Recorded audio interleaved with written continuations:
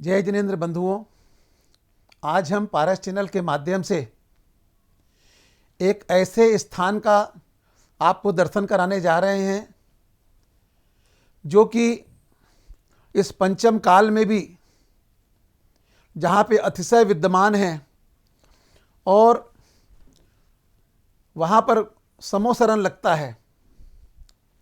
झांसी जिले के अंतर्गत झांसी से 120 किलोमीटर दूर एक छोटा सा गांव है और जिस गांव का नाम है तोड़ी फतेहपुर। उस तोड़ी फतेहपुर में हर माह के कृष्ण पक्ष में 12, 13, 14 अमावस्या के दिन मेला लगता है। सैकड़ों की संख्या में वहाँ भक्त आते हैं और अपनी मन की मुरादें पाके जाते हैं। आज भी जब पार्श्वनाथ भगवान की अश्चर्यकारी प्रतिमा का मंदिर जो कि तोड़ी फतेहपुर में विराजमान है और जहाँ पर जब दरबार लगता है, उस दरबार में हम प्रश्न करते हैं और हमें उन प्रश्नों का उत्तर मिलता है। और तोड़ी वाले बाबा का तो ये चमत्कार है कि रोते रोते आते हैं और हंसते हंसते जाते हैं। आपने अपने जीवन में अगर तोड़ी फतेहपुर के दर्शन नहीं किए हैं तो जरूर एक बार जाना और पार्श्वनाथ भगवान के दरबार में जा करके श्रीफल अर्पण करके अपने मन की मुरादों को पाना।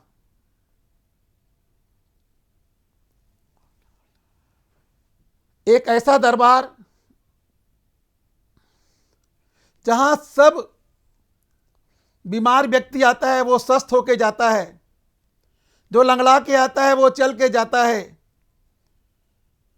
कहते हैं किसी का कैंसर ठीक हो रहा है, कई प्रकार की आदि व्याधि दूर होती है।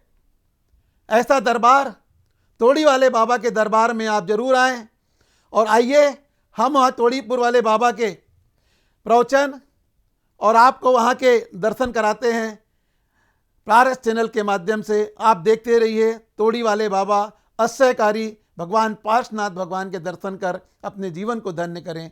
जय जिनेंद्र। इंद्र बनने से दोषी बन गया है। पुण्य का वन तो नहीं मिला, दोष का बंध बन गया है। समझो कैसा बना है, जो बनने लायक नहीं था वो बन गया है। किसके कारण? पैसे से। देखो बंधु, ये बताओ अपने गृहस्थ जीवन में तुम बर्तन को साफ नहीं करोगे तो उसका जल तुम भरोगे। यदि वो गंदा जल है तो पी लोगे? बताओ, नहीं पियोगे। जब मेरा गंदा पुद्गल होगा तो भगवान के आभा पहुंच जाएगी, भगवान के गुण पहुंच जाएंगे? नहीं पहुंच पाएंगे। सोचो अब, क्योंकि ये पैसे से नहीं आएंगे, ये पैसे से नहीं आएंगे। जब हम भावना पवित्र करेंगे तभी ये गुण मेरे अंदर आ पाएंगे। तो भावना को पवित्र बनाना पड़ेगा। जब मेरा पुद्गल पवित्र बन पाएगा तब मेरी भावना पवित्र बनेगी। जब मेरी भावना पवित्र बनेगी तो उनके गुण हमारे अंदर तुरंत आ जाएंगे, तो मर्यादा तुरंत आ जाएगी।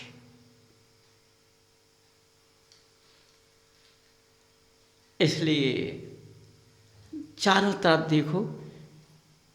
तुम देखते हो, मैं तो नहीं देखता हूँ। मुझको कहाँ मिल रहा है देखने को? क्योंकि तुम चारों तरफ घूमते हो भर क्षेत्र के अंदर। मैं कहाँ घूमता हूँ और मुझको कहाँ मिलता है? तुम मनुष्य हो। देखो भगवान के समक्ष सारे सज धज कर कैसे बैठ जाते हैं, थालियां लगा लगा के। बोलो, कोई नीचे बैठता, कोई चौकी पे बैठता है, सब बैठ जाते हैं। पूरा जितना जनालय होता है, पांडाल होता है, उतना पूरा भर जाता है।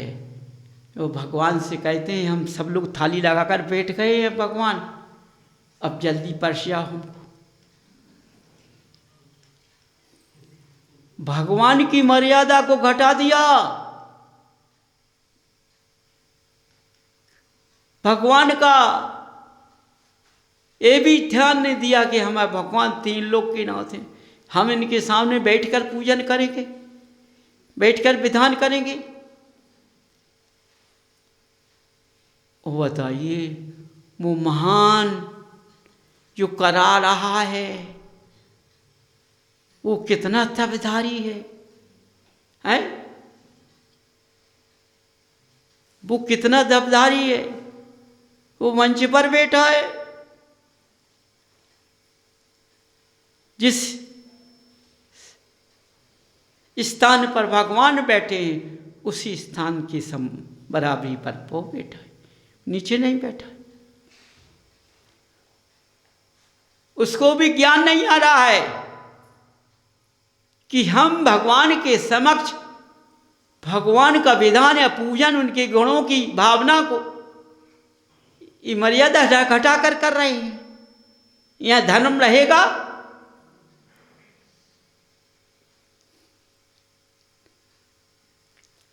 जब तुम उनके सामने, वो भगवान के सामने तुम्हें बैठा कर विधान कराते हैं,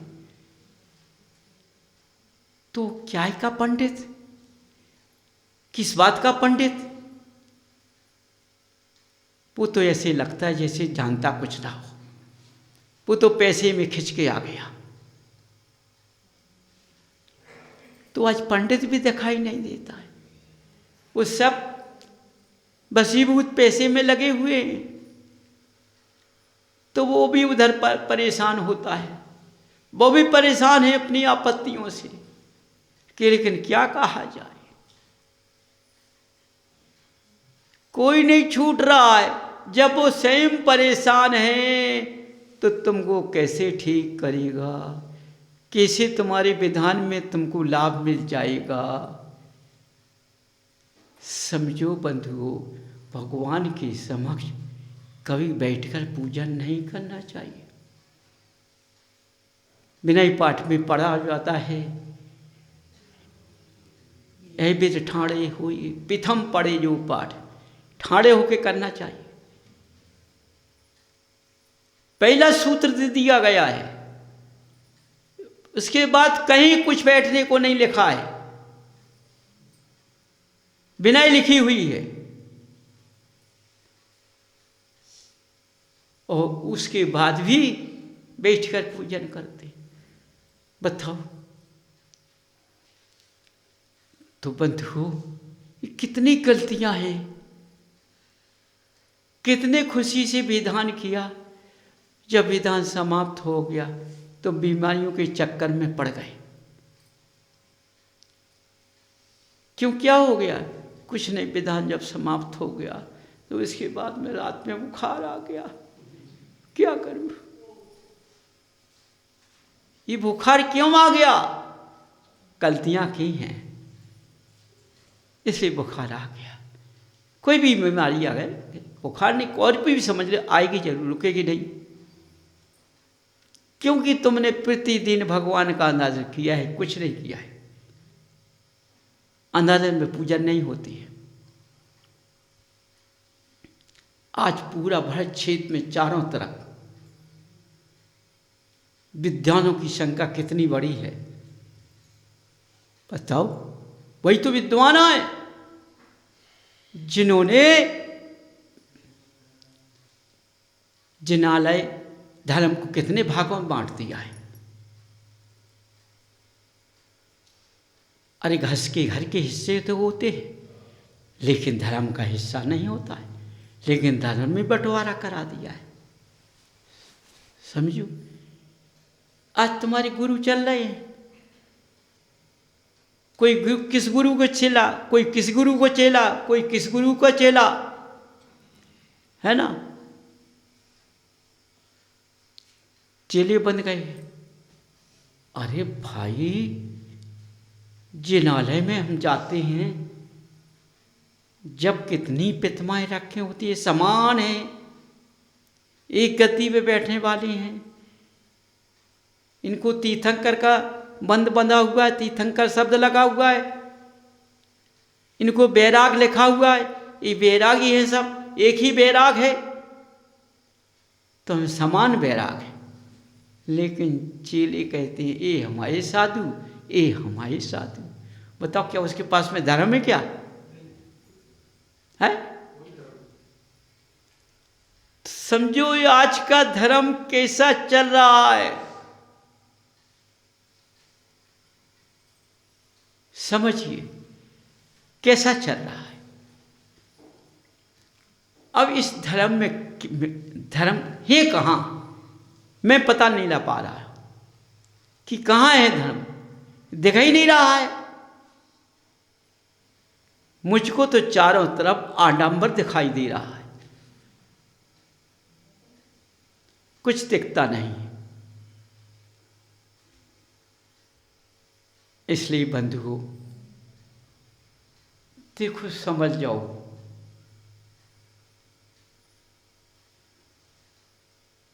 कैसा कि आडंबर छोड़ दो, आडंबर छोड़ दीजिए, लेकिन नहीं छूटता है। क्या करूं, हमारे अंदर से अहंकार नहीं जा रहा है, मान नहीं जा रहा है, छल कपट नहीं जा रहा है।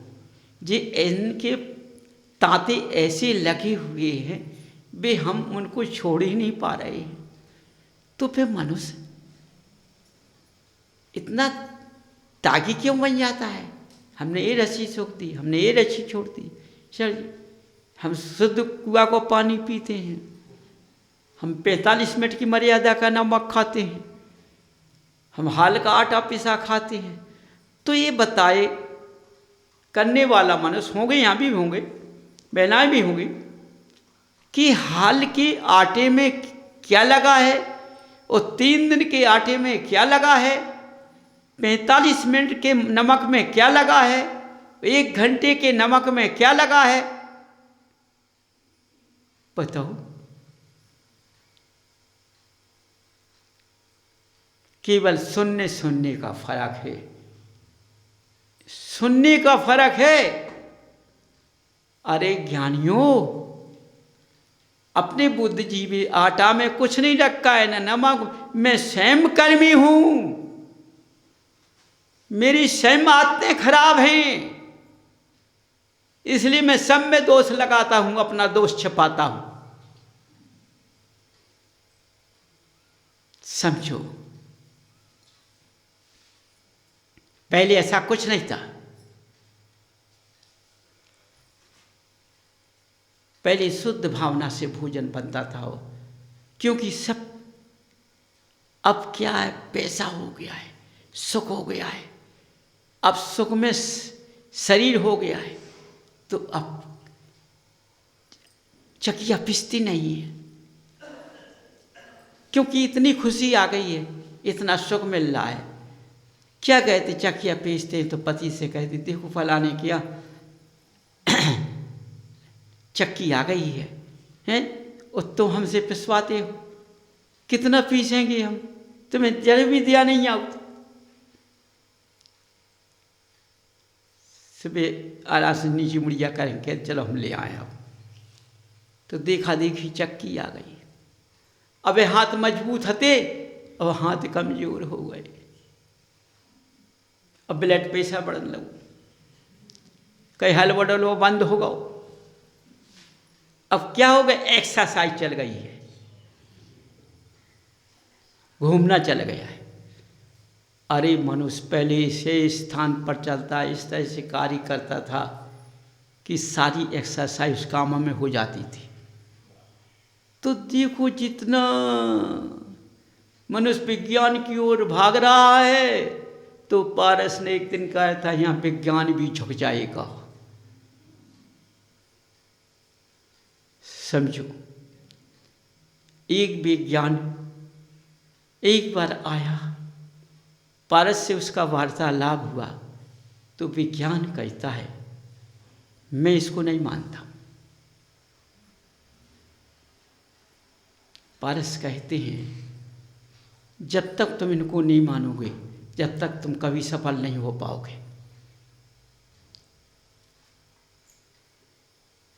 ये क्या दिखते हैं, ये क्या करते हैं, ये सब कुछ करते हैं, दिखते नहीं हैं। ये सब कुछ करते हैं, दिखते नहीं हैं। तुमने जब से जन्म लिया है किताब को काटकर विज्ञान बन कर चुके हो, विज्ञान बन चुके हो, लेकिन उसके बाद तुमने क्या कर पाया? बताओ, कुछ कर पाया? किसी में हाथ सफल कर पाया?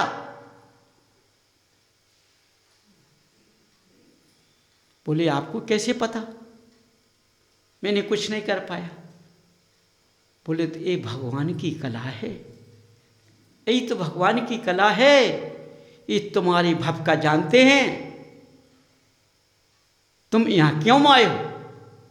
विज्ञानी हो तो। बोले मैं पत्नी से परेशान हूं, तो विज्ञान से ठीक करो ना। वो अपनी पत्नी को विज्ञान से ठीक करो।